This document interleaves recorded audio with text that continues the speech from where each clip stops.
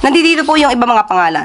Dito po. Sa wakas ay nagbigay na ng listahan ng Malacanang ng mga pangalan ng mga barangay sa bansa na idiniklarang drug cleared ng administrasyon ni Pangulong Ferdinand Marcos Jr. Sa press briefing sa Malacanang ay sinabi ni Presidential Communications Office Undersecretary Claire Castro na ngayon lang ibinigay ng Philippine Drug Enforcement Agency o PDEA ang nasabing listahan. So ibibigay ko na lamang sa inyong opisyal itong mga kopya.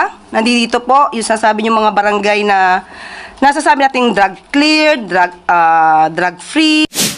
Hawak na natin ngayon yung listahan ng mga pangalan ng drug cleared na mga barangay nationwide ayon sa Presidential Communications Office o PCO sa pamamagitan ni Undersecretary Claire Castro. So tiningnan natin yung mga listahan. Walang nakalagay kung kailan nagsimula na na-cleared yung barangay sa illegal na droga. Nakalagay lamang ay as of June 2025. Mga bilang lamang po ng mga barangay yung nandito at wala yung mga pangalan ng mga barangay na ating ngang naitanong dun sa previous briefing.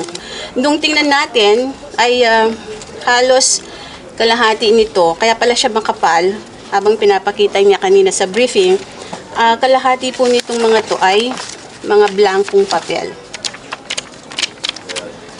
Sa July 3, 2025 press briefing ay ipinagmalaki ni Castro na nasa 4,027 barangays na ang cleared sa illegal na droga. Mula July 1, 2022 hanggang May 31, 2025, umabot na sa 4,027 barangays ang naideklarang cleared sa illegal drugs.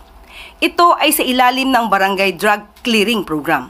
Pero taliwas ito sa bilang ng mga barangay na nakalagay sa ibinigay na kopya ni Castro mula sa PDEA. Sa datos ng PDEA as of June 2025, nasa 25,061 barangays ang drug cleared sa buong bansa.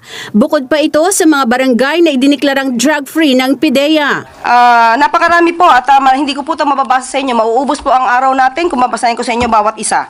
Ang tanong, saan kinuha ng PCO ang listahan ng 4,027 barangays na drug cleared?